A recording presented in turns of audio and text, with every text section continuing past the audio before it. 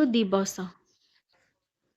ଗୁରୁଙ୍କ ମହତ୍ଵ ଆମ ଜୀବନରେ ବହୁତ ଗୁରୁତ୍ୱପୂର୍ଣ୍ଣ ଅଟେ।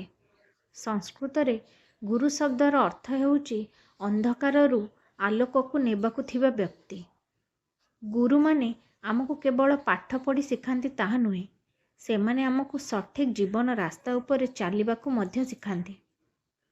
ସେମାନେ ଆମର ଜୀବନର ପଥ ପ୍ରଦର୍ଶକ ଅଟନ୍ତି, ଯେଉଁଥିରେ ଆମକୁ ଶିକ୍ଷା, ନୈତିକତା ଓ ଆଧ୍ୟାତ୍ମିକ ଜ୍ଞାନ ଦେଇଥାନ୍ତି। ଗୁରୁ ଦିବସ ହେଉଛି ଗୋଟିଏ ବିଶେଷ ଦିନ, ଯେଉଁଥିରେ ଆମେ ଆମର ଶିକ୍ଷକମାନଙ୍କୁ ଆଦର ଏବଂ ସମ୍ମାନ ଜଣାଇଥାଉ। ଗୁରୁ ଶବ୍ଦର ଅର୍ଥ ହେଉଛି ଅନ୍ଧକାରରୁ ଆଲୋକକୁ ନେଇଯିବାରେ ସାହାଯ୍ୟ କରୁଥିବା ବ୍ୟକ୍ତି। ଗୁରୁ ହେଉଛନ୍ତି ସେମାନେ ଯେଉଁମାନେ ଆମକୁ ଜ୍ଞାନ ଏବଂ ଜୀବନଯାପନର ଶିକ୍ଷା ଦେଇଥାନ୍ତି। ତାଙ୍କର ମହତ୍ଵକୁ ସ୍ୱୀକାର କରିବା ଓ ସେମାନଙ୍କ ପ୍ରତି ନିଜର ଆଦର୍ଶ ପ୍ରକାଶ କରିବା ପାଇଁ ଗୁରୁ ଦିବସ ପାଳନ କରାଯାଏ। ଭାରତରେ ପ୍ରତିବର୍ଷ ଜୁଲାଇ 5ରେ ଗୁରୁ ପୂର୍ଣ୍ଣିମା ଦିବସରେ ଗୁରୁ ଦିବସ ପାଳନ କରାଯାଏ। ଏହା ବିଦ୍ୟାର ଗୁରୁ ବ୍ୟାସଦେବଙ୍କ ପ୍ରତି ସମ୍ମାନ ଜଣାଇବା ପାଇଁ ପାଳନ କରାଯାଏ, ଯିଏ ମହାଭାରତ, ବ୍ୟାସସୂତ୍ର ଏବଂ ଅନେକ ଶାସ୍ତ୍ର ରଚନା କରିଥିଲେ। ଗୁରୁ ପୂର୍ଣ୍ଣିମା ଦିନଟିକୁ ଗୁରୁଙ୍କ ପ୍ରତି କୃତଜ୍ଞତା ଓ ସମ୍ମାନ ଦେବାର ଦିନ ଭାବରେ ମନାଯାଏ। ଗୁରୁ ଦିବସ ପ୍ରତ୍ୟେକ ବର୍ଷ ସେପ୍ଟେମ୍ବର 5ରେ ପାଳନ କରାଯାଏ। ଏହି ଦିନଟି ଶିକ୍ଷକମାନଙ୍କ ପ୍ରତି ମାନ୍ୟତା ଓ ସମ୍ମାନ ଦେବାର ଦିନ। ଭାରତର ପ୍ରଥମ ଉପରାଷ୍ଟ୍ରପତି ଓ ଦ୍ୱିତୀୟ ରାଷ୍ଟ୍ରପତି ଡକ୍ଟର ସର୍ବପଲ୍ଲୀ ରାଧାକୃଷ୍ଣନଙ୍କ ଜନ୍ମଦିନ ଉପଲକ୍ଷେ ଏହି ଦିନଟି ଆଜିକାଲି ଶିକ୍ଷକ ଦିବସ ଭାବେ ପାଳନ ହେଉଛି। ସେ ଜଣେ ଶ୍ରେଷ୍ଠ ଶିକ୍ଷକ, ଦାର୍ଶନିକ ଓ ଶିକ୍ଷାବିତ୍ ଥିଲେ।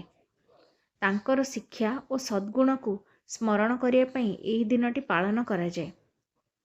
ଗୁରୁମାନଙ୍କ ସାର୍ଥକ ଭୂମିକା ଆମ ଜୀବନରେ ବହୁତ ଗୁରୁତ୍ୱପୂର୍ଣ୍ଣ। ସେମାନେ ଆମକୁ ସମାଜରେ ଏକ ଆଦର୍ଶବାନ ମନୁଷ୍ୟ ଭାବେ ଗଢ଼ି ତୋଳନ୍ତି। ଗୁରୁମାନେ ଆମକୁ କେବଳ ପାଠପଢ଼ା ଶିଖାନ୍ତି ତାହା ନୁହେଁ, ସେମାନେ ଆମ ଜୀବନର ଆଦର୍ଶ ଓ ପଥପ୍ରଦର୍ଶକ ଭାବେ ଚାଲନ୍ତି। ସେମାନେ ଆମକୁ ସତ୍ୟ, ନ୍ୟାୟ ଓ ଆଦର୍ଶର ମାର୍ଗରେ ଚାଲିବାକୁ ଶିଖାନ୍ତି। ଗୁରୁଙ୍କ ସମ୍ମାନ କରିବା ଓ ସେମାନଙ୍କ ପ୍ରତି କୃତଜ୍ଞତା ଜଣାଇବା ଆମର କର୍ତ୍ତବ୍ୟ ଅଟେ। ଗୁରୁ ଦିବସ ପାଳନ କରିବା ମାଧ୍ୟମରେ ଆମେ ଗୁରୁଙ୍କ ପ୍ରତି ଆଦର ସୂଚିତ କରିଥାଉ।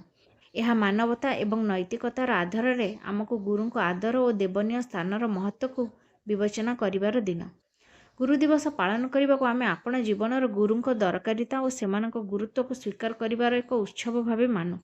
ସେହିପରି ଗୁରୁମାନେ ଆମକୁ ଏକ ମନୁଷ୍ୟ ଭାବେ ଗଢ଼ିବାକୁ ଓ ଦିଗଦର୍ଶନ କରିବାକୁ ସବୁଦିନ ଚେଷ୍ଟା କରିଥାନ୍ତି। ଏହିପରି ଗୁରୁ ଦିବସ ଆମକୁ ସେମାନଙ୍କ ପ୍ରତି ଆଦର ଜଣାଇବାର ଏକ ସୁଯୋଗ ଦେଇଥାଏ।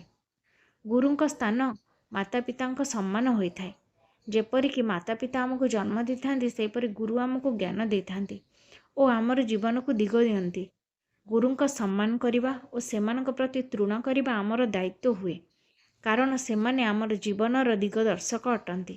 ସେହିପରି ଗୁରୁଙ୍କ ମହତ୍ଵ ଆମ ଜୀବନରେ ବହୁତ ବଡ଼ ଅଟେ। ସେମାନେ ଆମକୁ ଅଜ୍ଞାନର ଅନ୍ଧକାରରୁ ଆଲୋକର ଦିଗକୁ ନେଇଯାଆନ୍ତି। ସେମାନଙ୍କ ସମ୍ମାନ କରିବା ଓ ସେମାନଙ୍କ ଦେଖାଇଥିବା ରାସ୍ତାରେ ଚାଲିବା ହିଁ ସେମାନଙ୍କ ପ୍ରତି ଆମର ସତ୍ତା ଭକ୍ତି ହେବ।